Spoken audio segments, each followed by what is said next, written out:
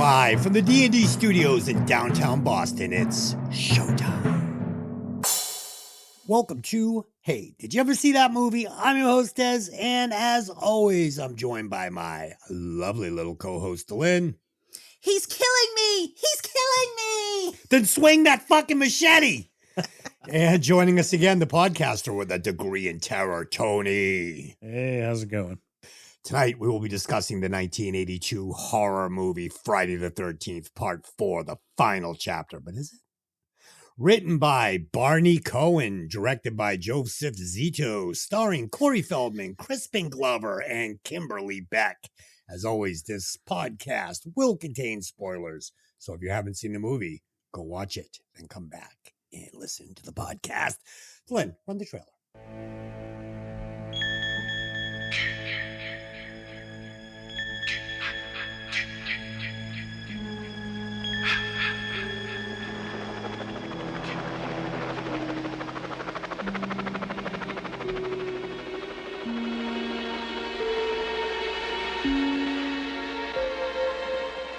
3 times before, you have felt the terror, known the madness, lived the horror. But this is the one you've been screaming for. Friday the 13th, the final chapter. Jason is back. He moves like a shadow, dark and silent. Sorry you changed your mind? He never utters a word. He doesn't even seem to breathe. Where the hell's the corkscrew? He simply, mindlessly, mercilessly kills. But now, Jason's reign of terror is over. Friday the 13th, the final chapter. Jason's unlucky day.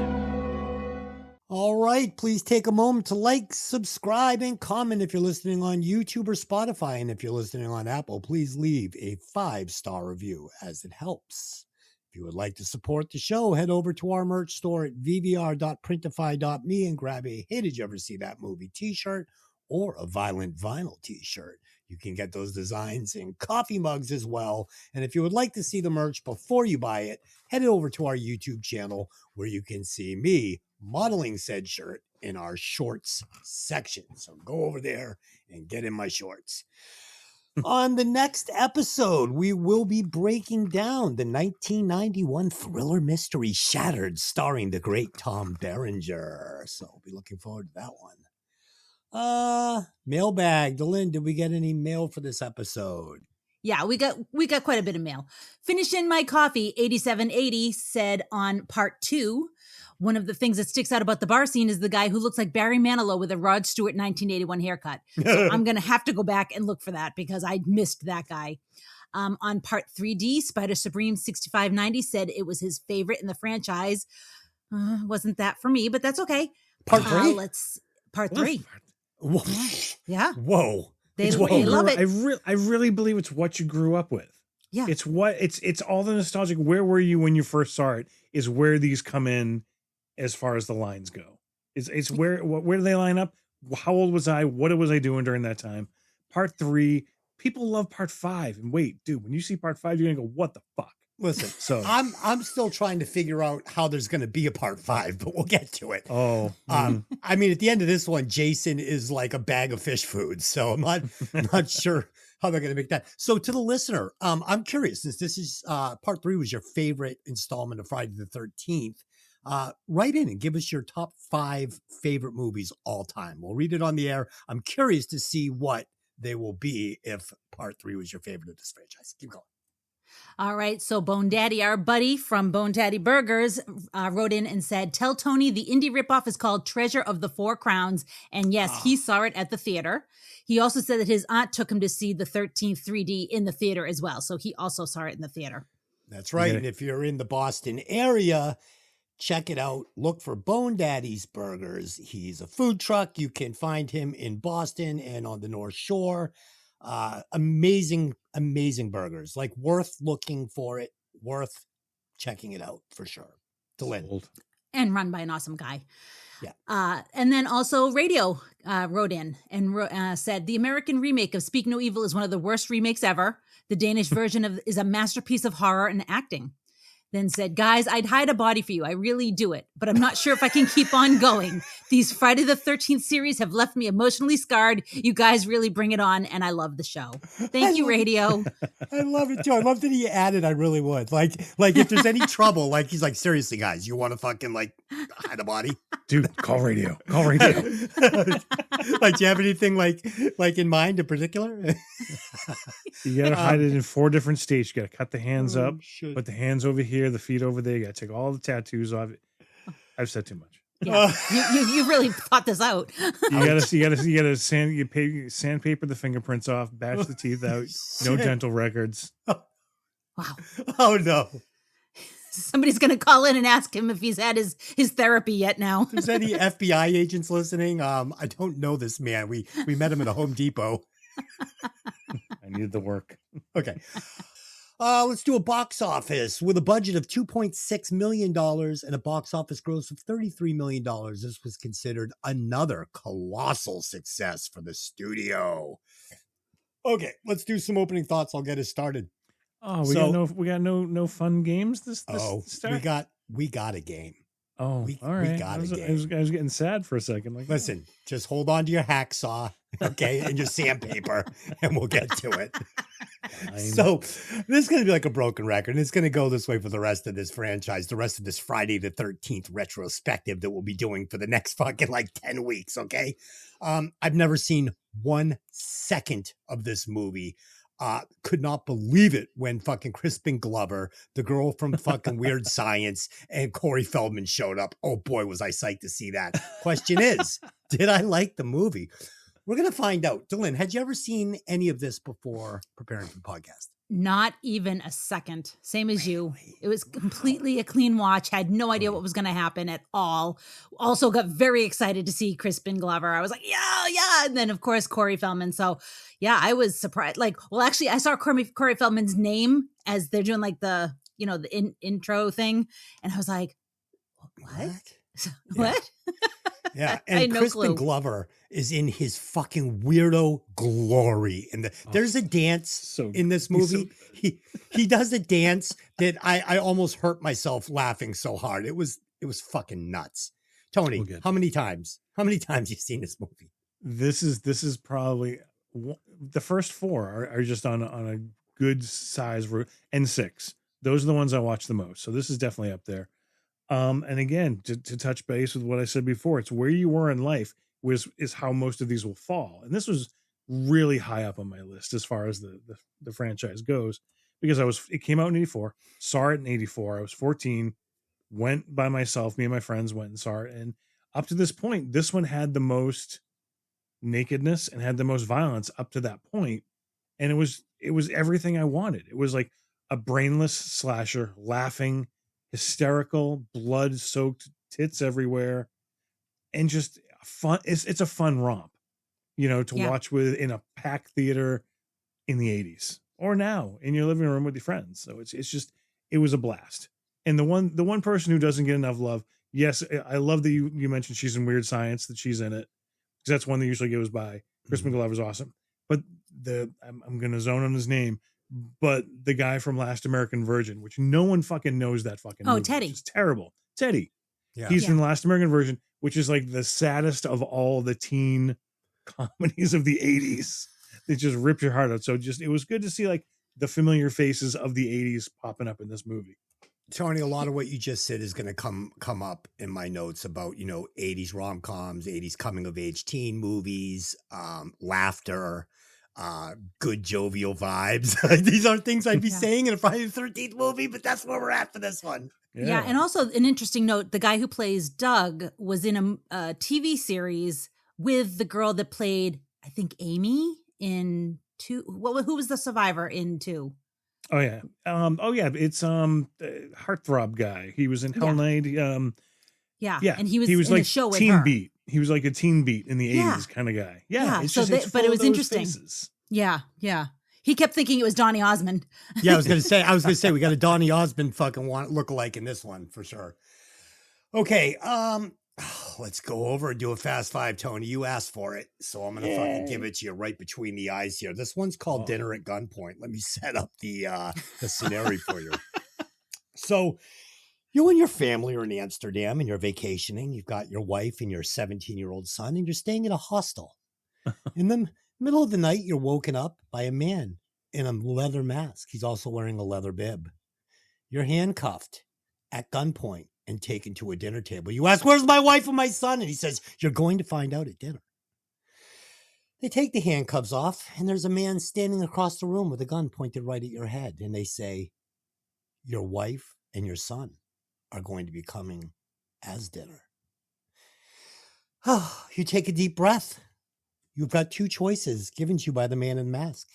Eat the dinner or be harvested alive, and you will be the next meal served to the next guests at said hostel. So there you go. And basically it's just going to be, would you rather eat? Wow. That's the question. Would you rather eat? Okay. Remember, Okay. these are family members. Sure. Number one, would you rather eat a thumb or a big toe? And they're served chicken wing style. I gotta go thumb. I mean, I bite my nails horribly anyway. Usually I get the skin around it and it just keeps going and going. Then you pull that hangnail, it goes all the way down to the knuckle. Oh, So yeah, I'm going thumb. Totally. okay. Delynn. I have to participate in this disgustingness. Or be harvested alive. I think I'd go thumb too. Okay, it's got to be thumb. No one wants to eat a dirty toe. No, that's gross. Who'd do that? That's disgusting. But a thumb, I mean, and I said chicken wings, so you eat around the fingernail, you can eat around the bone. Yeah, So there you go. Correct answer is thumb. Number two, eyeball or testicle, and they're coming boiled. And keep in mind, the testicle is of your 17-year-old son. Tony, Why do you have to add that detail? Because I wasn't going there, you know? it's a big part I'm of it. sorry. Because this is It's a big now it part just of turns into a weird taboo kind of thing. It's boiled. It's boiled. Eyeballs little are squishier, cumin. so I got a consistency issue with myself. So I'm gonna have to, not the testicles any better, but I have to go balls. I'm going. Oh. You know, it's like you get the cattle. They serve the bulls balls in Colorado. It's in the Rocky Mountain oysters. So I'll go balls. So for the record, Tony is eating his 17-year-old son's nuts. See, now, Delynn, what are you just doing? keep here? it a stranger. Don't do No, my son. These aren't strangers, my friend. This is your family. You're on vacation. I'm going to go with the lamb fries. So yeah. Most folks just don't seem to have a taste for testicles no more. Also eating our son's testicles. No, I'm going with the eyeball. Going with the eyeball. My wife has nice eyes. Coming in at number 3, ballsack meat or taint meat sauteed in white wine. So this is a nice strip steak of either ballsack meat or taint meat. Tony, which one are you eating? I'm gonna go taint. I feel like it's more white meat than me. I'm not a dark meat kind of guy, so I gotta go white meat. I'm gonna go taint. Delynn, where are you going? Oh, I guess I'm going to have to go taint too. See, and again, this is sauteed in white wine. If the taint was, I mean, if the ball sack was going to be like kind of fried like chicken skin, so it was crispy. Oh God. Crisp it up, yeah. That might be nice for the dipping sauce. Oh, but 100%. I think sauteed, Tony, I think you've got the right thought there. You're going to get a white meat. It's going to be a little more tender. You gotta add some capers. It's very chicken masala. Some You're good to capers, go. a little cumin falling right off the bone. Okay, And I'm the so one there that you I'm the one that needs fucking therapy, right? Sure, okay, does. Correct answer is taint meat. Coming in at number 4, tongue or face cheek meat fried like bacon, nice and thin. Tony. I was gonna say I had jowls in Italy last week, and it was fucking delicious. Okay. So I will go there. I will go the cheek meat. The cheek meat. Okay, and this is face cheek meat. Oh yeah, the jowls right here. Okay, Yeah, that's all good. Okay, face cheek. Delynn, are you eating the Same. face cheek? It's the same. Same. Okay. Just get this over with. Yeah, I'm gonna go with the face cheek meat. On the side of some scrambled eggs, a little toast, some hash browns, and I think that would be delicious. And our final appetizer is going to be nipple or belly button? Breaded and deep fried. Tony, you eating the breaded nipple or the breaded belly button? I love fried zucchini, so I'm going to go nipple. These are outies too, just so you know. Oh no, outies are disgusting. No one. Yes. I'm sorry. I'm sorry if I offended anyone with an outie, but outies are fucking gross. All right. There's like no hiding it. It's just oh, there it is. 500 people just unsubscribed. Fuck you. Fuck you, you fucking itty freaks with your fucking belly button lint in your dirty hole. Delynn. Wow. I guess we know what Des is Yeah, got. Besides a fucking hernia. Jesus Christ. I was going to say belly buttons can be dirty and smelly depending on who the person is. Like a 17-year-old is like, that could be gross. Yeah. Do I get blue cheese to dip it in? Yes. All right, let's go nipple. Nipple it is. And I got to tell you, Delynn has great nipples. So Hey, I we're would cutting that out. Oh, don't Jesus you fucking Christ. dare cut that out, nips. That's embarrassing. Don't do Listen, that. nipples. If he said Listen. you had like, weird nipples, it would be weird. But he said you had great nipples. Great so nipples. Everybody's going to go, well, I got to find an image of her now. Yeah, Oh, like God. little cherries. They're like little cherries. Okay. Oh my God, that's That's embarrassing. it. So there it is. There's your fast five. Tony, you glad you asked? Yeah. Well, maybe I'll skip it next time. Okay. All right. Let's do a quick synopsis. After being announced dead and taken to a morgue, Jason Voorhees spontaneously revives, escapes from the hospital, and stalks a group of friends renting a house near Camp Crystal Lake. There you go. That's pretty much all of them from this point on. Yeah. I was going to say. Same synopsis. He revives, he kills a couple kids, he gets killed. There you go. All right. Our movie opens with a flashback to the campfire scene from part 2 and shows various kills from the first 3 movies. Coming into the current time, police and paramedics are busy cleaning up the mess deformed mass murderer Jason Voorhees left at Higgins Haven, including the defeated hockey mask killer himself. 2 paramedic drivers deliver Jason's corpse to the Wessex County morgue. But afterwards, it turns out that Jason is still alive. He rises, kills morgue Dr. Axel by slicing his neck and breaking it, and then kills Nurse Morgan with a stomach stab and heads back to Crystal Lake. Meanwhile, a group of friends named Paul, Samantha, Sarah, Doug, Ted, and Jimbo have rented a house on Crystal Lake. On their way there, the group passes Mrs. Voorhees' tombstone and a female hitchhiker. After the group drives off, the hitchhiker becomes Jason's next victim, stabbed in the throat while eating her banana. The very beginning of this movie, there's a paramedic lady. I think her name was Lainey. This is the only person in the entire movie with the correct amount of trepidation around Jason Voorhees, if you ask me. She's got self-preservation. She's got fear. She's like, fuck this shit. Everybody else, like Axel and his girlfriend are like humping on him and no. I was a little disappointed she was a quick off and on part. I was kind of hoping she was going to return. Shout out to Tom Savini returning here with this Axel kill, which is fucking fantastic. I do hate that they kind of moved to the bright red blood, but I'll take the trade-off where that head is being turned around 180 degrees. I thought that was awesome. Yeah, that was definitely one of the better kills in the movie. Some of them were just too quick, and we'll get into it. So once again, this movie is going to open with a montage, which seems to be kind of the formula, since part 2. And I like the way this one was presented to us through a flashback of Paul telling the legend of Jason to the group of counselors in part 2. It was quite honestly, it was one of the best parts of the movie. It was a really, really good montage. It was excellent. So we're going to get this scene at the hospital. And this scene gives this movie a much bigger budget feel for a couple of reasons. First off, the actors in this movie are by far the best we've seen in this franchise up to this point. Secondly, moving the story away from the lake into the city gives this a much bigger, more modern feel. I felt like I was watching a real movie. Not that the Friday the 13th aren't real movies, but they feel very small and indie up to this point. The first 2 felt small and indie in a good way. The second one felt like made for TV, super low budget. This one feels like a real movie. It just doesn't feel like a real Friday the 13th movie. But this is where the problems start for me. First, how the fuck did Jason come back to life? Secondly, how the fuck did he sneak out of that freezer drawer without Axel hearing him? He's right behind him. The drawer's squeaky. It rolls in and out. There's no fucking way this lumbering fucking ox, Bernie half-dead corpse is getting out of there without Axel noticing. And finally, how the fuck did Jason sneak out of the hospital and get back to Camp Crystal Lake in a hockey mask without anybody noticing? How did he get directions from the city back to the lake? And how did he get back to the lake? once he got the directions? These are all important questions. Tony, can you answer any of these questions for me? I can, actually. Oh, great. So Axel, while being rejected by the nurse, goes back, flips TV back to 1980s Showtime between movies, little sex things, Aerobicize, Love which was Aerobicize. awesome. Awesome. Fucking awesome. Just three Amazing. girls ass to ass, bouncing up and down. So good. I That was missing a cup. Right? It's just it's over the top softcore porn for my generation. Yeah. And that's enough to distract him to not hear the squeaky lumbering monster giant who's about to slash his throat. So that was the only I'm going to allow it because that's Okay, the logic you have to have in this universe. We'll allow it.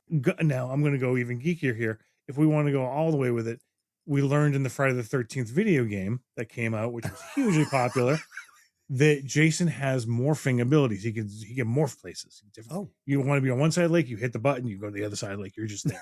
That's how like the whole like, we learned in Behind the Mask, you got to keep up with the cardio to get as fast as you can to make it look like you're walking, but you're really going really fast. Jason just has this morph thing. So it's just awesome. This is the first thing to do it. Okay, so, he's going to need it. He's going to need it. Direction wise, who knows? That maybe he's just got a really good sense of direction for, a mongoloid raised in the woods. I mean, he got to Alice in the City in New Jersey. He did. Either way. So he's got that. Let me go back for a second. The opening montage in this hits every fucking beat that I love as a horror movie fan. It's the legend lives. It's is he still out there? And not only is the story, even in part 2, the story itself is great.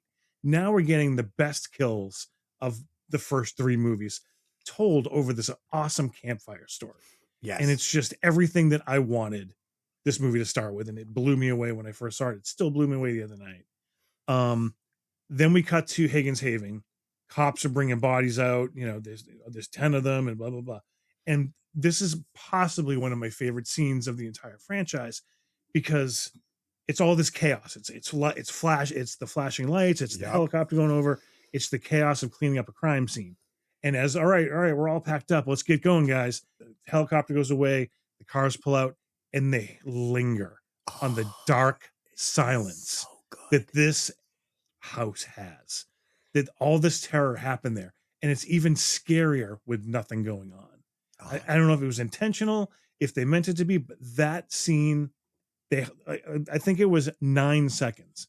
I was going to say, Mississippi, 2 Mississippi. It's long enough that I feel like it's an intentional move to do that. It had to be because it was in my notes as well. I was like that when everything went away and it just was dead silent. Yeah. It was like, wow. Creepy as shit. Yeah. And then we jump to not Ray Don Chong and the other ambulance driver going and bringing Jason in.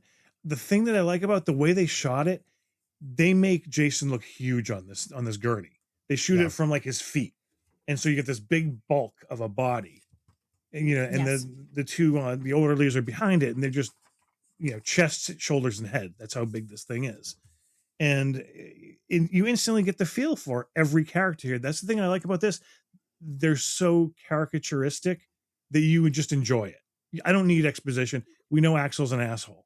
He walks into frame eating a sandwich to sign in this body, puts the sandwich on the body, signs, makes an obscene joke about one of the other like well-endowed females, corpses he's got, and then picks up the sandwich and keeps eating it off the corpse. It's like he's a dirtbag. We got it. So it was a quick intro, quick scene. Loved it. This is what was missing in 3. Is exactly what you said. Like this stuff that it's like you hit the character so easily, so quickly without a bunch of exposition or weirdness. This is what was missing in 3 for me was that thing. 3 was hot trash, man. Hey, no, it was in 3D and it had the spiders, the biker guy. Anyway, I mean, even when we meet the kids, I know I'm jumping ahead, but it's like even the visual of seeing them, she's the shy girl, he's the nice boy, he's kind of the one. You get the loser, you got the asshole, and you got the slut. It's like all of them are right there. You see them in the station wagon, and you know who they are with one line. Right. So, but the only problem with that is this is the one that set the cookie cutter for the future of the genre is, all right, we need the virgin, we need the jock, we need the good guy, we need the nerd, we need the virgin. So it's like, this is the one that really encompassed that formula.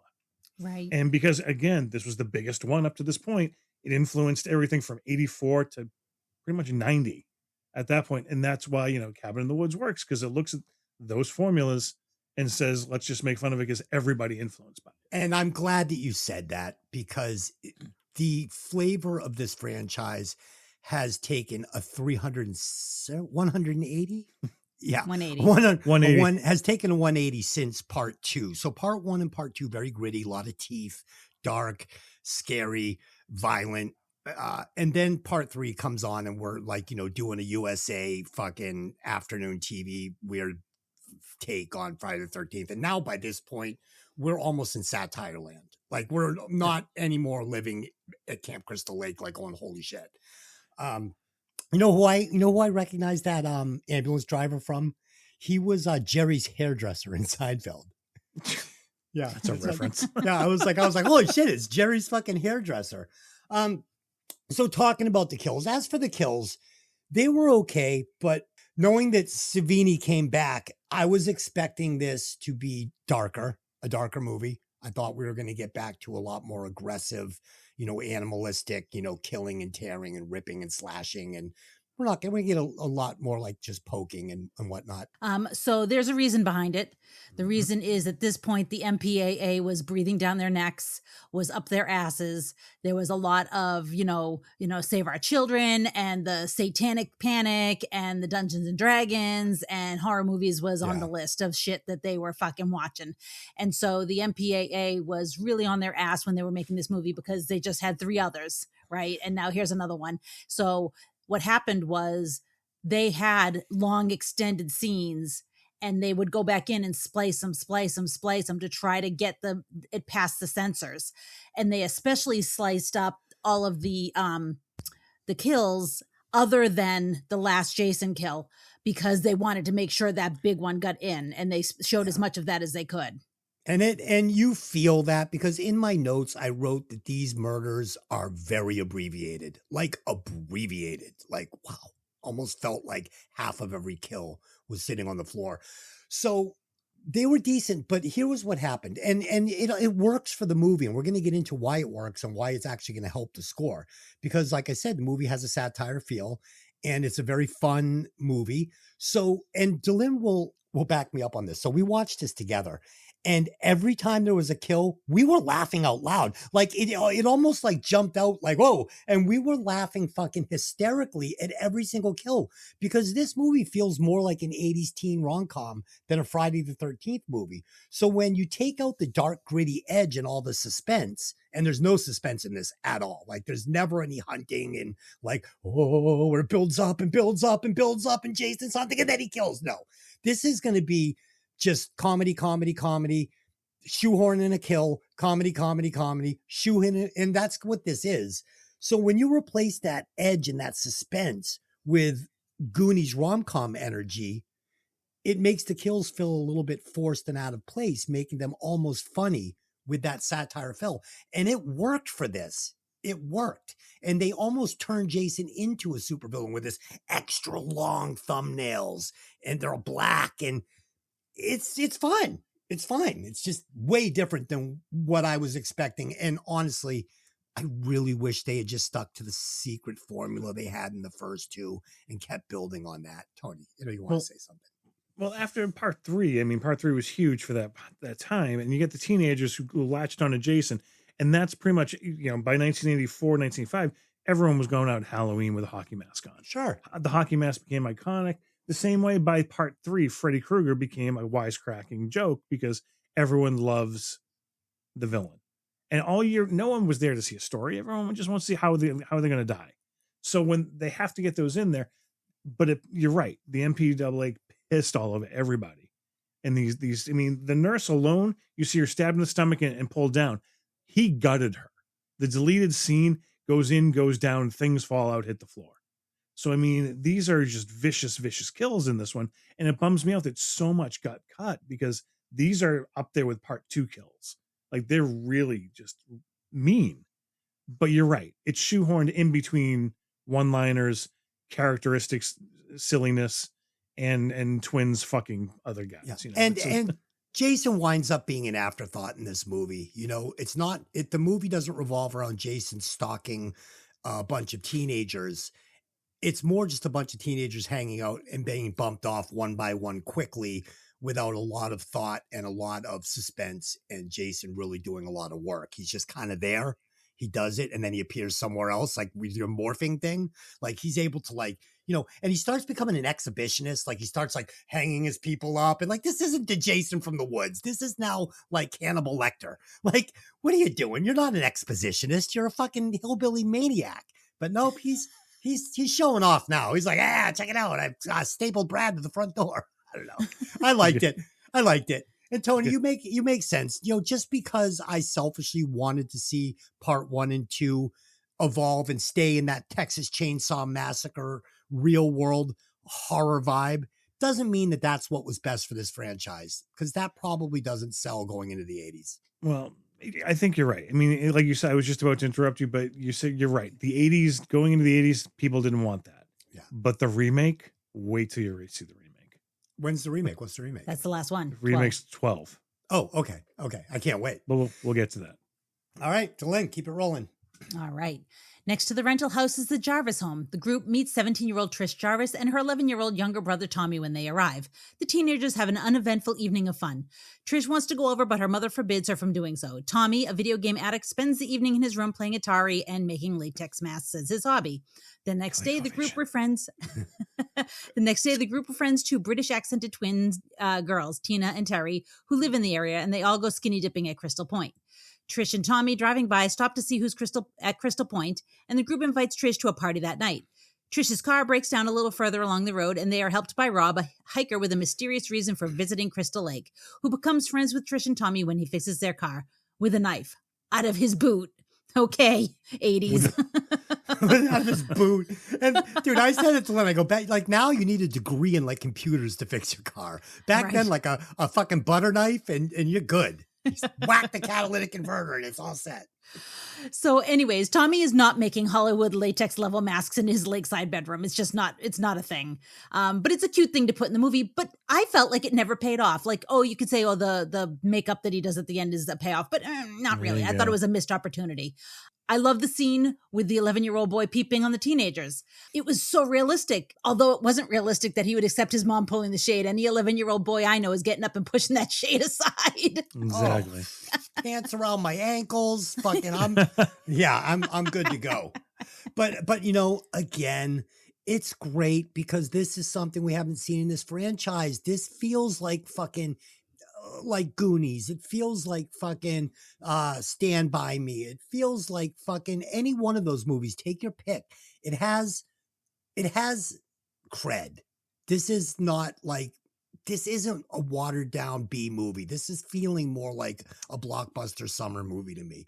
So it was, and I'm just going to really quickly say this came out the same summer as Gremlins. So Corey Feldman was in that as well. So it was a big summer for him because he had two huge movies come out, two big summer blockbusters come out in the same year, which was a good year for him. Yeah, no, I mean, we meet our victims. And again, these way, way better actors. Corey Feldman, he's doing great here. And Corey's one of these actors that I think actually was better when he was younger and devolved over time. We get Crispin Glover. He's doing fucking George McFly. What, Lorraine? What? He's extra weird moments, extra weird movements. It's really great. The girl from Weird Science. Like I said, I recognized her right away. And this gives me those 80s fucking nostalgic vibes that I love. I love these movies. I grew up on these movies. I grew up on these characters. Unfortunately, this is the tale of two movies that are mixing like oil and water. It has this great 80s fun coming of age movie feel with these odd moments where Jason is just shoehorned in to make it a Friday the 13th movie. Like every time this movie starts finding its stride as that summer coming of age movie, they just throw the brakes on and they start throwing this cheesy horror shit at me. And it's fine. It's fine. I'm laughing. I'm having fun with it. I just could have seen this movie going in another direction and being something else. It had the bones to be something else better. Tony. And I mean, that's the thing. We knew what we were getting into. We knew it's a Friday the 13th movie. It's not like it was listed as like, the sure thing or like, Spring Break. You're right. So, I mean, as much as we enjoyed the comedy, because you're right, the characters gave us good lines in the way that we wanted. They were legitimately funny. Yes. You're a dead fuck. Let me put it into the computer, Ted. Hang on. Yeah, that was good. It's just, it was, they were the teenagers of the 80s. It was all of us. And they just were there. But we were there to see Jason. We were there to see the kills. We were there for that. So getting through the comedy, getting through the quote story is always a chore when it's not written like the first one. And you're right. It wasn't the first. It wasn't the darkness. But at the same time, it was literally 4 years later was a way different feel for people of the world. I'm not trying to get like political or anything, but it's like you go back to 1980, it was still, coming out of the depressing 70s. By 84, we had Michael Jackson, we had Madonna, we had Neon, we had everything. It was fun. So they had to make it fun. That's a really good point. The thing about Friday the 13th, thing about all horror franchises that have lasted, the Halloweens, they reflect the times that they're in, the feel of them. So once we got to the 2000s and you have the Freddy versus Jason and you have the remake, we're going back to dark. We're going back to serious. Well, not Freddy versus Jason, but the remakes. That's when you start to get into the remakes of like the Texas Chainsaw Massacre, which felt grittier and dirty. Like I need a fucking shower after watching it. Friday the 13th kind of goes the same route. Everything, it goes all the way back to like, the 1968 Night of the Living Dead. That was a political statement wrapped, disguised as a horror movie. Romero is amazing at his political statements. The same with the consumerism for Dawn of the Dead. It was all a sign of the times. 1984 was to me, 84 to 86 was the height of the fun of the 80s. And this movie I felt completely reflected. Yeah, but Tony, see, that's what you had said was the problem, was that I wasn't getting through the laughs to get to the kills. That's what I originally came for. What I started seeing was a movie that I wanted to see develop that had nothing to do with Friday the 13th. Like I wanted to see where this movie could have gone if they had taken Jason and the Killing Out and added more coming of age and better writing in the spots that they had Jason, like maybe Rob, the guy it's Rob, right? That came to hunt Jason. Yeah, maybe Rob, he's there. Corey sees him hunting a deer. We're getting facts of life, Crispin Glover's. I mean, there's so much more that could have been going on here. The kids making the masks. It's the ET thing. I mean, I loved the way it all played out. It was fine. It was a satire horror movie. I enjoyed it very much. I'm just saying that this had the bones to be a different movie, and I just wonder what it would have been. No? Like I said, I didn't pay for that. No. I enjoy it while it was on the screen, but I'm there for a horror movie. If I'm there on a Friday night, left high school, hey, let's go to the movies. Let everybody get together. We're gonna go see Friday the 13th. We're gonna see how he kills these people. And it's like, all right, fun, beard, boobs, everything else. We love that. But like, oh my God, he just twisted his head off. So that's what I'm there very for. quickly. I do see what your point is, though. But I mean, it's not a knock against the movie. It's actually a check. I'm saying that this movie had an undercarriage that was way beefier than the last few. It was like, wow, there's a lot there. No, there's some real acting in this movie, which was a real refreshing thing for me after part 3. Part 3, I was just like, I dislike all of these people intensely. And I didn't feel that way at all about these characters. Some real acting and some real writing. Like when they first get to the cabin and, Feldman and his sister and the mother, the interactions, playing the Zaxxon game, the room that felt like a little kid's room. He's got this subplot where he's making these masks.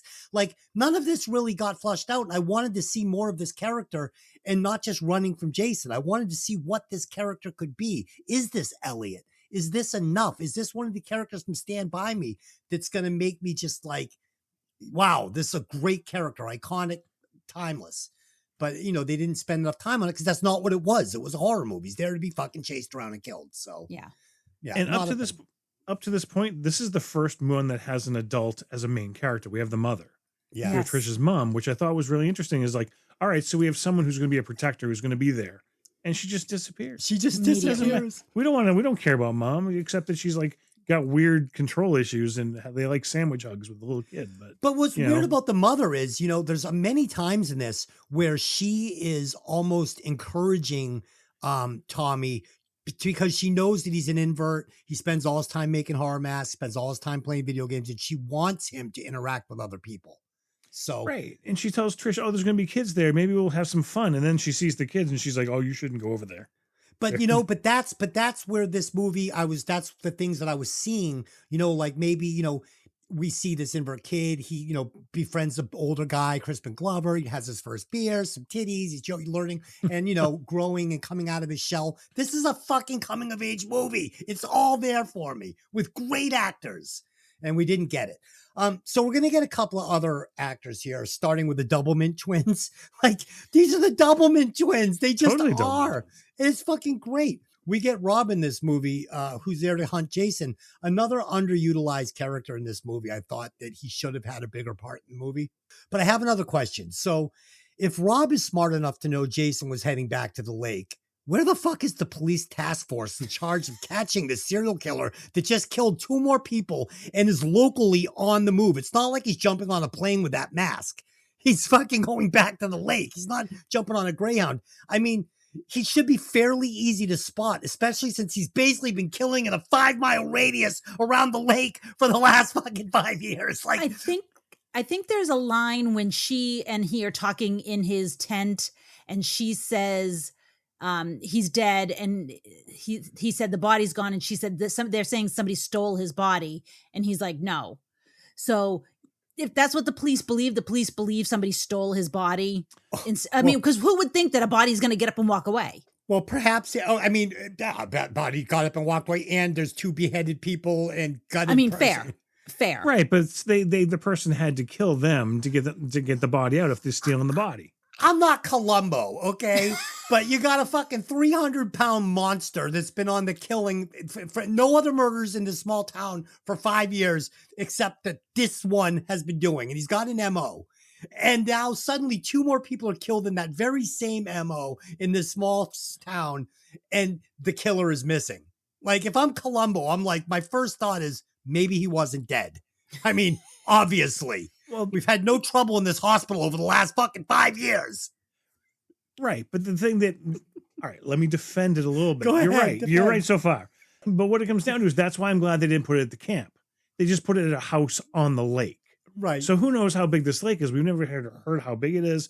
We just get guesses of it. So they have to literally cover a 10-mile area, searching everything. I'm not saying you're wrong. There might be 25 houses around this lake. Like, at least send Deputy Dipshit out there in the fucking patrol car to go around the fucking main road of the lake and just fucking, maybe we should just take a look. I mean, just maybe, right. Like the Crystal Lake serial killer is back on the move. Like, maybe we should just send like a black and white down there. All right, let's look at the fucking police force that we've seen in this series so far. Let's go back to the first one. Deputy Dipshit on the motorcycle who can't ride a motorcycle, which was great. But this now moved into the city. There's kills in the city. State police are involved. They didn't say it was a city. They just took him to the town next door. That was a big hospital. Oh, please, a big hospital. It had a floor.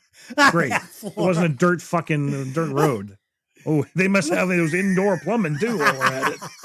Considering in part 3, they're fucking shitting in outhouses, you know? So that's the technology we're dealing with here. They had a bubbler. Bubbler. I don't know. The thing that always bothered me about Rob, and again, even when I was younger, I'm like, well, all right. So if part 2 was the Thursday, let's say Friday. Part 3 was Saturday the next day, because we saw the news the next day. This is a continuation, literally a continuation. So it's like not even Sunday yet. It's like midnight on Saturday. Right. Wow, the fuck. Does he already know to be there? Rob, we're less than 48 hours after Rob's sister, who was killed while fucking. Yep.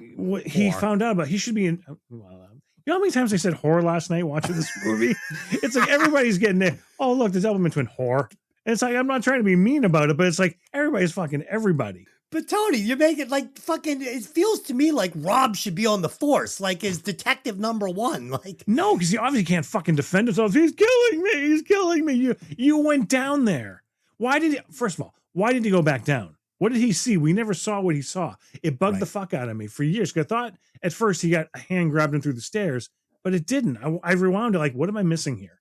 And it never happened. He's just like, I'm going upstairs. I go back down the stairs, and then Jason attacks me.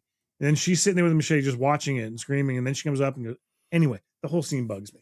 Yeah. I do love the fact we finally get someone who's really believes Jason's real, really wants to hunt him, really wants to get, like, that's a great idea of a character. It just wasn't done well with this fucking hick. It wasn't. And Tony, when we get to that scene, I was so disappointed because it was teed up to be one of the best scenes in the movie, and they fucking dropped the ball. Fumble! Yeah, I mean, we'll get to it, obviously, but I mean, you're down in that basement. All the bodies are missing from upstairs. So shouldn't they all be in the basement? And doesn't he see that? Like, or she sees that, like something. Instead, it's just a dirty old basement. Like, I have other problems with the scene as well. Okay, we'll get there. Next door, the kids are enjoying themselves by dancing and listening to music. With 4 girls and 4 boys, each now has a date. However, conflict ensues as some of the kids switch dates. This conflict proves to be the least of their troubles as Jason predictably stalks and kills them one by one. Samantha goes out skinny dipping and is impaled from under a raft. When Paul goes out to be with her, he finds her new dead body in the raft, and then while swimming back to shore, he gets stabbed in the groin with a spear. When it begins to rain, Terry decides to leave early and is about to get on her bicycle but has a spear rammed into her back. After having sex with Tina, Jimbo decides to celebrate with a bottle of wine. While searching for a corkscrew in the kitchen, Jason emerges and slams the corkscrew into Jimmy's hand and then drives a meat cleaver into his face. Upstairs, Tina looks out the window where she is grabbed and thrown 2 stories down, landing on a car. While a stoned Ted watches vintage 1910 stag films, he gets too close to the projector screen and is stabbed in the head with a kitchen knife through the screen from the other side. So as Des brought up earlier, the Crispin Glover dance was absolutely fucking amazing.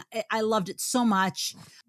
This takes the comedy, takes what could easily be, now I feel a little bit differently than Des does. It takes what could easily just be a teenager slash him up and makes it something more memorable and fun. So I don't have any problem with the comedy. I do question the actions that our teenagers take because this is what these movies do. They make bad decisions. If you don't have bad decisions, you don't have horror movies. So, see, I didn't feel like these kids were making the bad decisions that the teenagers did in the other movies. They stayed together for the most part. They weren't separating as much as they do in the other movies. They're partying in the house together. Sure, they go to different rooms, but they're not like, we should all go to a different cabin. That girl left the house and took her clothes off and swam out in that gross water to lay on a friggin' raft. And then Paul followed, and Tina left the house in the rain. Yeah. There's some bad decisions being made here. All right. I do want to point out that not only was Jason lucky enough to find his way back to the lake from the city, but he also stumbled onto a house full of teenagers. How lucky. Like, Tony, you were talking about that's a pretty big lake. Probably a lot of houses. Just stumbled into the perfect opportunity. He is one lucky prick, man. He's got a fucking a little rabbit keychain, little rabbit foot, I guess. So as for the kills, we get Samantha in the raft, like you were talking about. First of all, where's the little sandy beach? It's like, it's mud. Like she's literally mud footing it out to that fucking, it's just horrible. No one's doing that. And I have questions.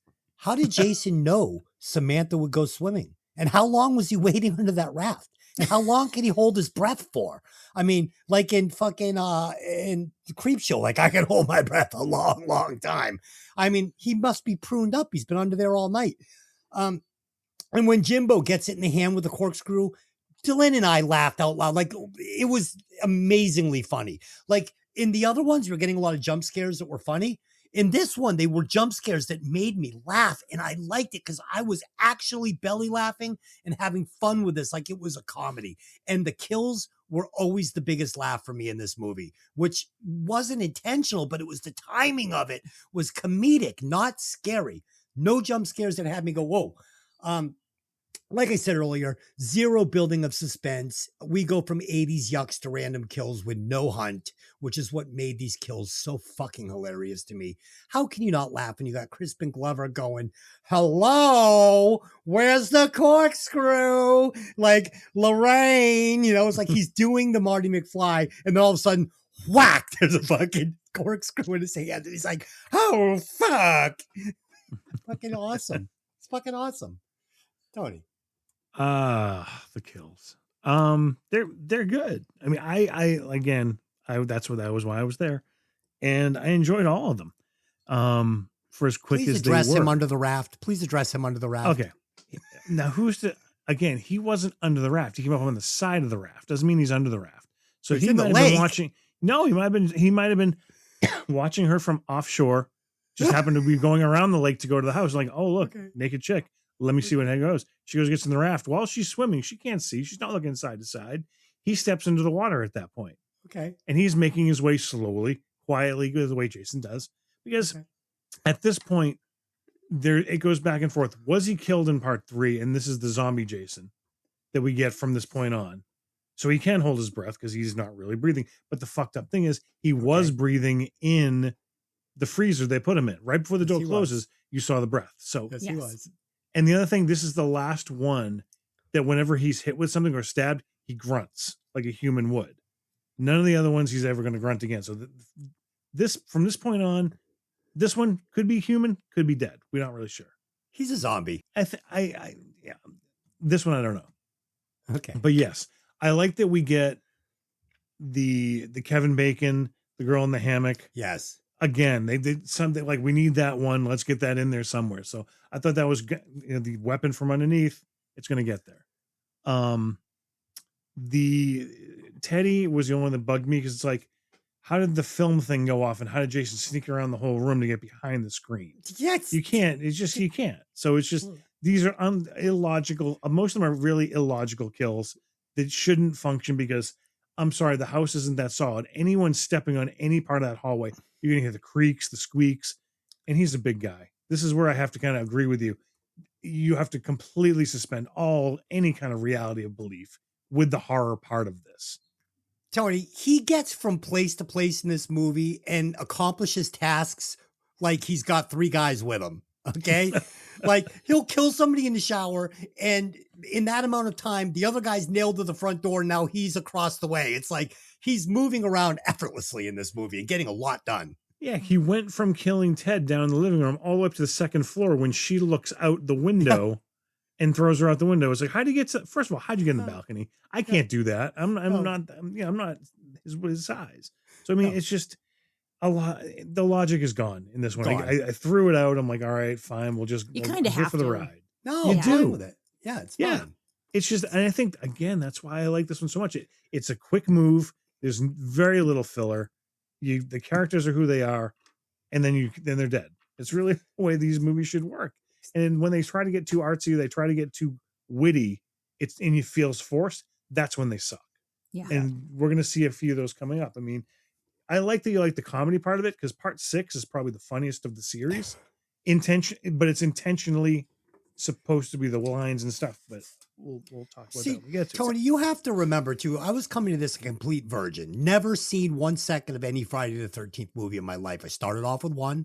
I went to 2. So I had no idea what's going to come for the next one. 3 was a slap in the face. It was a shock.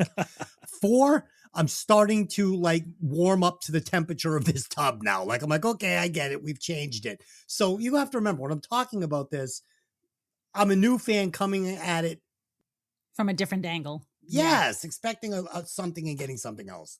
Yeah, very quickly, I just wanted to talk about the movie magic that it was at play here.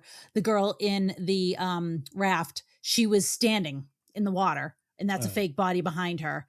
And it's California, but it is December. So it is cold, cold, cold, to the point that the guy playing Jason, who purposely did his best to not interact with the other actors at all. He stayed separate because he was like, we shouldn't be palling around and then I come try to kill you. He's like, I'm going to stay separate. He went up to the director and he was like, you need to get her out of the water. She's turning blue and her teeth are chattering. And he was like, nope, we're going to get the scene. And he was like, I'm quitting if you don't let her out of the water.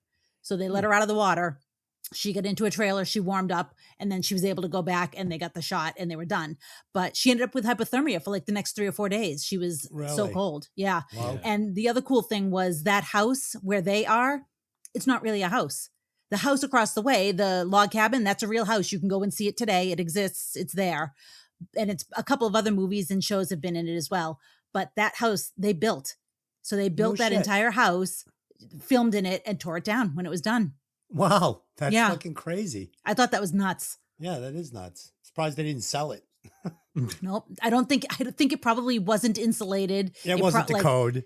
Yeah, Yeah. it probably was not to code. I'm sure they just built it to build it really quickly. But yeah, they built it for the movie, and that was it. So cool. So the house that the teenagers stayed in. Yes, the blue house. Yeah. That doesn't that's exist. It's great. gone.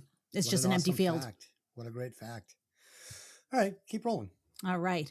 After Doug and Sarah finish making love in the shower, Jason attacks Doug and crashes his head through the shower tile. He then kills Sarah by driving an axe through the front door when she tries to escape. At the Jarvis house, Trish and Tommy find their mother missing, so Trish goes to Rob for help. Rob explains that he's looking to get revenge for the death of his sister, Sandra Dyer. Trish and Rob take Gordon, the Jarvis family dog, next door to see what's going on. Tommy is left at home and finds Rob's newspaper clippings about Jason. At the house, a frightened Gordon jumps through the second-story window and flees because he's the smartest person there. Jason kills Rob, and Trish flees back to her home, intending to warn Tommy. They then try to nail the door shut, but Jason first thing flings dead Rob through the window, and then Kool-Aid mans himself through the front door. Nails be damned. Hey, guys. Trish and Tommy hide in Tommy's bedroom, briefly incapacitate Jason with a monitor to the head, and then another chase ensues where Trish runs back to the neighboring house and then back to her own house. So the power is out at the Jarvis home, and Trish sends Tommy to fix it because at 11, he's an accomplished latex mask maker, a mechanic, and a master electrician. Yep. So, And a masturbator. He's Corey That fucking too. Feldman, man. He's Corey I fucking mean, Feldman. yeah, I mean, I'll give him a lot of credit, but I don't know if I can go there. But that being said, there's the scene with Tommy in what's either the shed or the garage. I couldn't really tell. He's using his flashlight to look around. This is a missed opportunity for a great jump scare, even if it's not Jason. Something else, like a mannequin or something. Like, just give me something. It just goes right back to Teddy in the Stag films, and it was like, oh, nothing. Like, I was watching so intently, waiting for the thing to happen, and it didn't happen. I felt a little let down. And also, Jason does love to throw bodies through windows, so that's like one of his jams, right? Is the stabbing from underneath and throwing bodies through windows. But it works because it gets everyone totally freaked out and running around. So So we're gonna get this scene where Donny Osmond bangs his girlfriend in the shower, and then Jason kills them both, and it's fine for horror. It's fine, right? It's not part 1 or 2. It's fine, but it's brilliant if you took an edible and you're looking for some laughs. And I fucking laughed out loud so hard on this. And again, this blood looks like strawberry syrup or fucking transmission fluid. And for me, it just adds to the laughs. It's not that dark. It's not what came out of Kevin Bacon's neck, right? That's not, it doesn't have a real world feel. So it's really not scary. It's just fun. So Trish goes looking for Rob, and she finds him camping in her backyard. And suddenly this universe just got tiny again, making me ask, can we at least have a local cop patrolling the lake? I mean, just patrolling the properties, knowing that there's a serial killer on the loose. I know we said they think somebody stole Jason's body. Like, why? Like, why? Why would anybody want that? But whatever. You have to assume the killer's on the loose. There's got to be a cop down there. And from this point on, we're basically down to Tommy, Rob, and Trish. And from this point on, this movie feels like a Friday the 13th movie again. We finally have the movie focusing on Jason actively hunting his victims. And we get this scene where Jason kills Rob. And we were talking about this one earlier. This scene reminded me of part 2 where Jason fights Paul in the cabin. He bum rushes him. We get this scene where we're watching from, outside the fight where we can see it going on. And, Paul is fighting for his life, and there's so much energy, and so the teeth are so sharp in this scene, and it's so violent and just animalistic.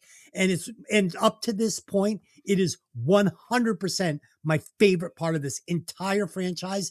That scene sticks with me. It is genuinely terrifying, that scene. Terrifying. Here, Rob is fucking like, he doesn't fight back at all. This is our fucking vampire killer. He's been introduced to us. He's got a knife in his boot. He's got a rifle. He's there to hunt. He's a man's man. And Jason just kills him without any resistance. He's going, he's killing me. He's killing me. And it's like, I want to see him fight for his life. I want to see a frantic fight out of Paul to where he loses, he has his throat ripped out, but he fucking is gouging eyes and fighting with everything he has. I didn't get that, Tony. No, you're right. You're 100% right. It's when I was younger, I loved the he's killing me, because to acknowledge like, oh my God, I'm dying, he's killing me. Well, that's is a Sharon Tate. terrifying thought. Yeah.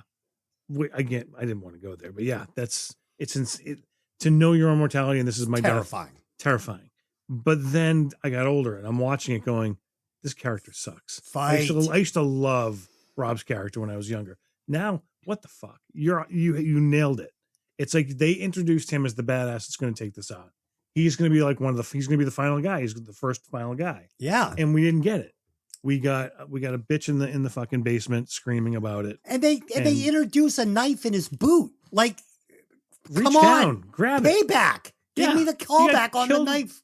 You got killed with a garden hoe. And also, can we talk about the fact that he doesn't tell the family that's why he's there? He doesn't say, I think this is happening. You guys need to like pack up and go to a motel. Or like, at the very least, be on your feet, be on your toes. Be on your guard. Maybe lock all your windows, pull your curtains, keep your lights off, like something, just some sort of warning. Now, granted, that might ruin the trip. When he was in the car, he's like, oh, who's on the lake? He was asking the questions. Have you seen anything going on around here? So if she said, well, yeah, something's going on. At that point, he might have said something. But she's like, oh, so he was like, all right, I'm in the wrong part. I'll just keep doing the hunt. Let me take a step back to that, because part of the other thing that just made me laugh out loud last night is, all right, so my 11-year-old son comes home dragging a man behind him, leading him up to his bedroom. And and mom's fine with it. Yes. Like, this happens on a regular basis. Like, what the fuck what's going on? Tony, I am so glad you brought that up. Like, hi, this is Rob. We just met him hitchhiking. He's got a rifle and a knife. I'm going to take him up to my room. Hey, mister. And then no one followed them. No. They were up there for 10 minutes. Oh, the door's closed. Doors closed. Like, what kind of pedo shit is this? Come on. Why don't you take a seat right over there? Oh, wow. Chris Hansen. It bugs me that from this point, you say it feels like an old Friday the 13th. This is when it started to get even stupider for me, because again, bad choices are being made. She's just going back and forth between the houses instead of trying the fucking car. They could at least showed she got in the car and it didn't start like it didn't start before. It would call back that scene, not just to show that Corey Feldman is good with a knife. I mean, Corey Feldman is good at fixing things, because originally his character was supposed to be not make a mask maker, but a tinkerer that invented things. And so part of the original ending this was a whole different kill, which we'll get to later. But that would just go along with it and reinforce that character. They just dropped it, and Savini wanted to show off his masks. Yeah, but we're like you said, we're missing the Home Alone aspect, where Kevin McAllister builds some trinkets, or the little Chinese kid from Goonies, where we're gonna get some some Corey Feldman built Jason Detors. We didn't get any of that. We didn't get any of that. And I hate Trish. I mean, Trish is as our final girl. Yes, she was protective. She was a great runner. She had a great scream, but she was useless. She was just in the way of everyone else doing what the point of the scene was. Yeah. And you're running from Jason. You stop on a landing, turn around and watch him up the stairs at you. Like, no, keep running, keep hiding. It's just, the choices there bugged me. Well, this is why I said it's going back to a Friday the 13th movie, though, because we've killed off basically all the good actors now, except for Corey. And the movie can no longer revolve around this, coming of age teen thing. This is now just Jason hunting the final girl. So basically we're down to Jason trying to capture the final girl for naughty time. And this is where things are in full Friday the 13th mode for me, because this feels exactly like the end of all the other movies. And we're not at the final act yet, but I really like this part. So for me, I love the middle of the movie because it had that 80s teen coming of age feel. I love the beginning of the movie because it's the best 10 minutes of a Friday the 13th movie there. And I love, not to spoiler alert, but I love the end of this movie. So it's two nice bookends with something in between that all works here. But like I said, this is now Jason trying to capture the final girl. He is no longer trying to kill the final girl. And we uncovered this last week. Go back and listen to the episode if you haven't heard it. He is no longer trying to kill the final girl. And it's very obvious. I've basically seen this chase 3 times now. Jason falls down. Girl hits him in the head with fire extinguisher. Doesn't attack again. Girl knocks him down. Log. Doesn't attack with the log again. Goes down, attacks him with TV. Doesn't Drop TV again. So this has now been repeated at least 3 times, and I think there was a 4th one that I couldn't undig, but it's the same exact sequence as every movie. Jason runs, Jason falls, hits in the head, gets up. They don't fucking, they don't attack when he's down. Same thing. I will say, after Trish jumps out of the window, and Tony, I hope that you saw this because it was in my notes. After Trish jumps out of the window, we get this shot of Jason walking through the night in slow motion. It's just like maybe 10 steps where they follow him, and they slow the tape down just a little bit, and they quiet down the fucking the audio. It is fucking great.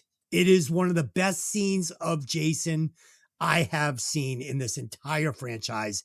It's probably 4 seconds of just brilliance. Yeah, I mean the actor who played Jason is also a stuntman. He's done a lot of work, but this is one of my favorite Jasons. I mean, Kane Hodder, all the respect, he's known for Jason, but this guy just big, imposing, just carried himself like a fucking truck, as opposed to the I'm walking, I'm breathing, I'm turning, I'm being more. It's the I'm imposing versus I'm threatening. This is much more threatening. If I saw this Jason in front of me, I would be the scariest of all the other Jasons. No, I disagree. I'm more scared by a man that runs 30 miles an hour and can climb a tree, like an actual bear that's just ready to tear me apart in the wild with his animalistic strength. This is a zombie. I can get away. I want to be chased by this guy. I'm just saying if it's standing there. Like if I'm in a phone booth, sure. Yeah. So he was saying that this actor said that a lot of the Jasons walked or moved slower, kind of plodding and coming after you. And he made a concerted effort to run, to move, to like really be on, like right behind them at all times, which I thought that was pretty scary to me. That feeling of somebody coming up behind you is terrifying. So for me, that worked. For me, the part 2 Jason was by far the scariest so far. Like that Jason for me was like, that should have been the gold standard. I'll disagree. I felt he was younger. The way he moved unsure on his feet. He was always like hunched. It was like if you saw a Bigfoot running. That's how I felt every time we saw him. He just had this lumber as opposed to a force. The Jasons in 3 and 4, they were determined to get where they're going as fast as they can. Jason just you have the soundtrack going. It's still scary. I'd still shit myself if it ran at me at night, but I think these 2 Jasons, 3 and 4, just great. So I try and put it like this. So we get a scene in part 2 where she is in the cabin and you see Jason coming towards the cabin through the woods, and he's running at the cabin and he's a wild man. That for me would be scarier than if I saw this Jason coming towards the cabin at a brisk walk with a machete and the ski mask. I'd be like, I mean, just for me, it's just how it hit me. That's how I tried to compare the 2 Jasons, which one I thought was better. Fair enough. All right, let's get to the final act. All right. After a long chase in between the houses, Tommy shaves his head and makes himself up to look like young Jason, which is effective in distracting Jason long enough for Trish to be able to attack him with a machete. She just misses him, but manages to knock the hockey mask off his face. Horrified by Jason's appearance, she drops the machete to the floor. Tommy picks it up and swings it at Jason's head. Jason then falls to the floor, causing the machete to dig further into his head. As he embraces his sister, Tommy sees Jason begin to move, loses control, and hacks Jason repeatedly with a machete while Trish screams his name. The final scene of the film has Tommy visiting Trish in the hospital. She is reassured by the doctor that Tommy's behavior is just a primal reaction to having his life threatened. They embrace as they believe their nightmare is over, with a bizarre shot of Tommy psychotically looking toward the camera. So, no mention of their mother by either of them ever again. No. I'm sure Tony mentioned it earlier, but there is another ending that was shot that was not shown where it's a dream sequence, and it's supposed to be in line with the dream sequences from the other 3 movies at the end. She sees water coming down the stairs. She goes up the stairs, finds her mom in the bathtub dead, and Jason is right behind her. She wakes up in the hospital. I see why they weren't trying to use that, because they wanted to end this I think this was supposed to be the end of a franchise, This but was supposed to be the end. Yeah. yeah. But I can see that they were kind of leaving the door open with Tommy. You know, maybe his spirit goes into Tommy, and Tommy's the next Jason. I kind of feel like that's what they were planning on doing. I mean, this is my favorite ending so far of the whole franchise. I fucking loved this ending. It gave me everything I wanted. What I've been clamoring for 3 movies, this one gave it to me. And, you know, I think it would have been fine, you know, your little theory there with Tommy, because they do definitely leave it like, you know, he's going to be the next killer. I think it would have just been fine that he was just so traumatized by this and he was just a horror kid. And, you know, he was going to go Columbine anyway. So this was just enough to fucking push him over the edge and turn him into a fucking maniac. But let me get to it. So we get the final act, and this is fucking crazy town. Come, my lady, come, my lady. This is crazy town. First, we see Jason literally trying to rape Trish. He has caught Trish in the living room. He has her down. She is on her back. He is not trying to kill her. He is not strangling her. He is not punching her. He is not stabbing her. He is climbing on top of her and holding her down and staring into her eyes. It's a fucking rape scene. I think this finally ends it once and for all. We nailed it in part 3. There's the reports. I mean, I watched the interviews after, because I always do with my Blu-rays after we do this, doing the research. And the original script had a scene where Jason actually caresses Trish's boobs. Yeah. And the director's like, I don't want to do that. That takes the focus away from the killing part of it and gives it something else. So the director basically said, no, he vetoed the scene by the writer, and they cut that out. That's too Yeah, bad. well, we all know better. Right. Watching it last night, seeing the same thing after we talked about it. And again, as Des, I know you guys know, Delynn and I went back and forth for like 2 days after the last one, just me throwing all of this. Oh my God. It's a huge theory out there that I had no idea existed. I feel like an idiot as a horror fan that I didn't know how deep this legend, not even just the sexual parts of it, but there's so much more to these films that the fan theories are just crazy, man. There's a fucking lot of weird shit out there, but that one's good. I'm glad they left the boob caressing out, because then it's too obvious. It's just like, it's there. If you want to see it, it's there. Look how he attacks the other girls. He stuffs fucking, knives through their stomach. He's throwing them out windows. He's chopping them through doors. He fucking scopes out each one of these movies. He picks out the girl that he likes, the one he wants to have sex with. And it's usually the mousy girl that isn't a whore. He wants the virgin. No, he wants a replacement for his mother. He wants mommy. Oh. He wants every mommy. single one was a cuddling, caring, empathetic person. Yeah, and that's what he saw in them. Yeah, wow. And I'm glad that is left to the viewer with the sharp eye, because it's obvious that he's treating the final girl different in every movie. And this one, for me, it was obvious. Again, he's on top of her. He's not even trying to choke her. He is being careful with her, and this will be his downfall. So next we get a crazy little Corey Feldman looking like a mini Uncle Fester, right? That's all I could think about. I'm like, it's Uncle Fester. Totally Fester. Yeah. Then all he needed was a light bulb in his mouth. Oh, it's dude. Totally. Round head. Who knew how round Feldman had a little round basketball head? Wearing that little rubber cap to look like he was bald with the fucking eyeliner. Charlie Brown looking motherfucker. It's Charlie Brown head. It was so weird. Then we see, because Jason loses the mask, and he looks like one of the saxophone players from the cantina in Star Wars. Like he's like a giant fish head or something. Oh my God. Dude, totally. Like this character's face changes every single movie. Right, and that's the reveal. That's every movie's going to be different, which is the fun part about it. It is, and I can't wait. And this one did not disappoint. He looks like a fucking alien in this. It's crazy. And finally, we're going to get what I have been asking for 3 installments. Trish and Tommy get the upper hand on Jason, and Tommy chops this demented Tongo into 1,000 pieces with a machete. How many times have I said, smash his fucking head into paste? Well, you know what? We finally got it. This kid goes full ham on fucking Jason, and it's great. But all it was missing was there needed to be blood spraying everywhere. There needed to be blood all over him, all over the machete, the ceiling, the wall, the sister. Even if they did it satire just so they could get it by the fucking, the people that, whatever they're called, The people that MPAA. fucking shoot. MPAA. Yeah. Even if they had to go fucking like comedy style to get it past them, I wanted to see blood spraying everywhere. Like you had a fucking broken fucking transmission cable. I don't know. Yeah. Tommy's totally should have been covered. Like just splashing on him. Covered. Got that, like literally, you should have seen a fucking grip come up with a bucket of paint and just throw it in his face. It would have been fucking hilarious. And then, we get this final scene where Tommy's going to look over at the camera with a crazy look in his eye. It's going to freeze 80s style, almost like the girl who froze in part 1 right before she's killed in that very, very, very first scene in this franchise.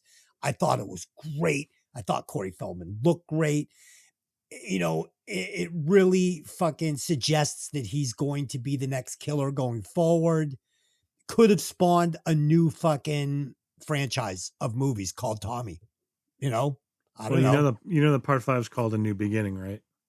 No, I don't know anything about part 5. I didn't even know a part 5 existed until we decided to do this. But I can't that's the last thing on my note says. I literally can't wait to see how they're going to resurrect the pieces of Jason for part 5. Turn him from fish food into. I can't wait. I can't wait. He's a fucking bag of steak tips at this point. Tony, talk about the final act. Oh, it's awesome. It's awesome. Like Delynn said in the beginning, they saved all of their gore for the last scene. They had to cut everything else just to make sure they got this one in, and it's fucking worth it. Yeah. Tommy swings the machete. It goes halfway through Jason's face. So good. Jason spins, falls to his knees, falls forward, which I always said, people get stabbed, have knife sticking out, and they never fall on the blade. Jason falls face first on the blade. It slides down the machete slowly. Not only is it slowly sliding down, not only is it giving the squishy, I'm eating macaroni and cheese noises, you are seeing Jason's face distorting and his mouth opening and closing as he's sliding down the machete. It is one of the best fucking kills, you're right, of the entire series. It's fucking great. So good. Him hacking up, you're right, should have been blood everywhere. I didn't buy the end of this movie. As much as it's like, all right, that you can see it coming a mile away that as soon as they're like, can I see my brother? Sure. They cut to a darkened doorway with a shadow of him standing there. Like they sledgehammer have plotted you to death. Sure. That they want you to think this is how we're going to continue. If we decide this makes money and we'll go ahead and go forward with it. So I thought that part of it was cheesy, but I mean, it was a satisfying Jason death. If this is really where the franchise stopped, I would have been okay with it. Yeah. No, it had a season of the witch feel at the end, right? It was fucking great, man. I fucking loved it. I thought this ending was fucking money. All right. So that's it. That will complete our discussion on Friday the 13th, part 4. Part 4. We'll be back in a few weeks with Tony, where we will continue our retrospection on the Friday the 13th franchise, where we will be continuing on with part 5. And we're going to take this thing all the way to part 12, and then we're going to cap it off with the fan fiction movie made Friday the 13th, part 13. So I'll be looking forward to that. Tony, what? Yes, no? It's not called that, but we'll get to it. Oh, okay. Well, I don't know what I just discovered tonight that it exists from Tony. So we'll Tony, how long is it? It's only 40 minutes. Oh, great. And It'll be a lot of fun. It's an amazing fan-made movie. Never Hike Alone. Anyone who's listening to this, who's a fan of Friday the 13th, knows this movie, and it just, you don't see it coming. Let's just don't spoil anything for me. No, no one knew it was a Friday the 13th movie. Yeah. It wasn't pushed as that. It was just, hey, there's this situation, and then it from dusk till dawn you. It goes from one kind of movie to that. And it's one of those like, holy shit. Everything you're talking about, you're gonna get paid off in this little short. I got 9 episodes to go. You do. Before I get there. You gotta get through 8. I can't wait. Through 9. And then we gotta go to space. I can't wait. One of my fucking favorites. Dude, I cannot fucking wait. I'm going to watch them fight fucking fucking Freddy Krueger. There's going to be breakdancing. There's going to be beatboxing. I just cannot fucking wait to see where this thing is going to take me. I want you guys get to watch it together. I'm over here alone. And I'm just like, I got not because my wife hates these movies. She fucking hates all horror. My kids doesn't like them. I'm just like, oh, fine. I just want to come over and watch it with you guys. Tony, I think I'm gonna for part 6 and part 10. I think I want to come over and watch it. maybe we'll take the drive down and we'll watch it at your house. We'll have a viewing party. We'll see. Yeah, I hate horror movies, as you know. I just don't watch them. I avoid them like the plague, and I've hated every single one we've watched for this because they make me feel uncomfortable, even if I like the movie. This is the first time I have been having a fucking ball doing these movies, and I have now wanted to see the next one more and more. Like, I can't wait to watch part 5. I can't wait to watch all these. So there you go. All right, let's head over to the recasting couch. I have a very easy one. I'm going to replace Sarah, the character, with Sarah Jessica Parker. That's what I'm doing. Hair. It was the hair. Yeah, she looks just like her. Her square peg's hair. Exactly. Oh yeah, I pulled out square pegs. I pulled it out. Loved square pegs. I loved did square too. pegs. I did too. Tony, recast it. I would recast Rob as someone who's older. I would have made a brother, I would have made a father. And I would have cast a just trying to get into TV, moonlighting Bruce Willis. A young Bruce Willis as a pissed off, grizzled dad trying to get revenge for someone who killed his daughter. I would have loved it. And I would have given him more to do. Yeah. Yeah. I like it. I like it. It's a character that got wasted a little bit. I would have liked to have seen more with that character. Yeah. I really was hoping he would take over a little bit. Yeah. Des actually looked at me and said, oh, so this guy's going to come to the rescue and save them at some point, huh? And I just kept my mouth shut because I was like, nope, he's not. He's going to turn into a fucking bowl of Jello. All right. Killing me. Delynn. Okay, so I recast the guy that played Teddy, and I'm going to replace him with Robert Romano, who was the actor that played Damone in Fast Times. Oh, that's great. That's great. I love Damone. How do you not love Damone? Oh. Hey, Brad. Debbie, you come here often? He was fucking great. All right, let's do some final thoughts and we'll score this thing forever. So this is way better than part 3, but does not sniff the energy or flavor of the first 2, obviously. And I think I might have to start letting that go. Those 2 are way in my rearview mirror now. So I think you need to start just scoring it based on what we're watching, not based on what it was. I'm going to try to imagine that part 3 is part 1 of the new generation of Friday the 13th. Okay. That's how I'm looking at it. So this is really part 2 now. It's the new Coke. Yes. It's the new Coke. Exactly. It doesn't taste as good. So it has the best actors of the franchise so far, but the movie didn't have the teeth or tension I wanted. Delynn and I literally laughed out loud at every single kill. And that's a problem. Maybe. But I had fun, the 80s vibe that I love. It was funny enough that I laughed out loud several times in this movie, a belly laugh. And I don't do that at some good comedies. So I am going to give this movie, with its great bookends, excellent beginning, excellent ending, fun 80s coming of teen fucking middle, a respectable 3.5. It's a good movie. It's a good movie. Tony. I am going to give it a little bit higher. Again, as I said in the beginning, and I'm going to continue to say through the series, when you see how old you are and who you are when you see these movies, I feel affects the way you remember them, the way you watch them now. Even if I could shit all of this movie, which I easily could, as any kind of like cinema fan, I don't want to, because it knows what it was. It didn't try to hide it behind any messages, any bullshit. It was a quick, fast, fun movie. It knew what they knew their audience by this point. 1 and 2, they didn't know what they were really doing, what they get into. Part 3, they nailed it, and they realized this is what we got to do, and they pandered to it, and it came out perfectly. Like you said, it was a coming of age. It was fun. Crispin Glover's dance. That's all you got. That's and it. Just there have been horror conventions, literally, where they have people who can do the best Crispin Glover dance as a contest, which is just I've seen the videos, and they're just like, wow, they nailed that Dude, that's great. I'm gonna have to look that up on YouTube. Yeah, it's fun stuff. And the funny fact about that, just because we mentioned it, but we didn't mention it, is that because they couldn't get the rights or they just gave up on it, he put on Back in Black by AC/DC. So if you watch it, I've seen a YouTube clip where they synced it up, and he is actually matching the beat of Back in Black. Oh, that's great. But they couldn't get the rights, so they did whatever. So it was what it was. So with that, we got a lot of blood, we got a lot of boobs, we got a lot of stuff in this one, and it was perfect back in the day because I remember seeing it. I remember people screaming and loving it and cheering and yelling at the theater, yelling at the screen of just how good ideas, bad ideas, stupid bitch, whatever. And the nostalgia is really going to affect the rating on this. I'm going to give it a 4.2. 4.2.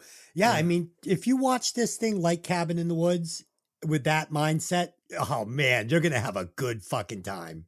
And I actually, just from our discussion, I upped my score because I had 3.2. And after we talked through it, I said, no, it's a little better than that. And 3.5. 3.5 is a high score. That's a good score. Yeah, for horror. Yeah. Delynn. So I went a little higher than you, but I'm lower than Tony. I'm right in the middle there. I had a good time watching it. And to be fair, I wasn't scared. Like, I definitely did not get scared. I was laughing, but I enjoyed it. So that to me is the most important part is, did I enjoy watching this? Didn't pass my phone test. I definitely had to stop and put my phone down and rewind the movie a couple times. So my bad, but I'm going to give it a 3.62. I think that's a fair number. And it's higher than the part 3 because I did not care for part 3. So my order so far is as follows. Part 2 is the best. Part 1 is the second best. Part 4 is the third best.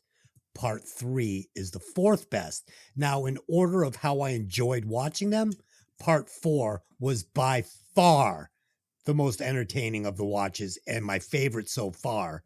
But as far as like for watching, but knowing what I know and my heart tells me that the order I just gave you is the right order. Tony, would you say that order is right up till now?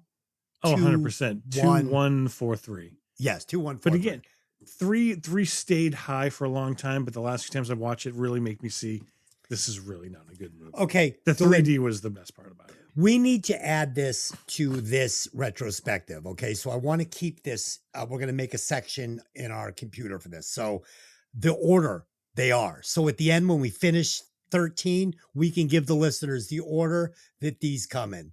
Delynn, what is your order so far? Oh, the same. Okay. 2-1-4-3. Okay. But 2 and 1 are pretty interchangeable because I really enjoyed the first one. I thought that the first one, it almost had like I likened it to Clerks. You know, Clerks is technically not better than the movies that Kevin Smith made later, but there's just something about it. The low budget of it all is just, it makes me love it. But again, Mallrats is my favorite out of all of them. As much as I love Clerks and I know it's a great movie, something about Mallrats, it just touches me in my fucking no-no spot. It's because we grew up hanging out in malls. So yeah, it does. Jason Lee. Oh. And they're both so good. All right. So we're going to keep that list going as well. And to any listeners, all you diehard Friday the 13th fans out there listening, and I know you're listening because I see the numbers. I want you to write in wherever you're listening to the podcast and tell us up till now, just the first 4, what your order is from best to worst. I want to see how they're seeing it. And why. And why? I mean, and why? But if you don't have time to do the reasons, at least just give us your order because I want to see how the listeners are following along with us. All right, Delynn, if this comes in higher than 1 or 2, then we have a broken system. Okay, so it comes in at number 60. Okay, it got a score of 3.77333. It's very respectable. Let me see here. Oh no, this came up higher than part 2. Part two is 3.49. No. Friday the 13th part 3D is 108. It got a 2.5. Where's the first one though? Strangers. Oh, 57. It's only 57. 3 above. Okay. That's still number 1. And and you know what? They're almost a 1A, 1B. I mean, because I have part 1 2 is way down at number 70. And this is at number 60. I'm so confused. Oh, it's what it is, the nostalgia part. It was the fun part of it. It was because it was fun. The fun part of it. Yeah, because it was fun. All right. Well, I'm sticking to 2-1-4-3 no matter what our stupid list says. Breaking the law. Okay.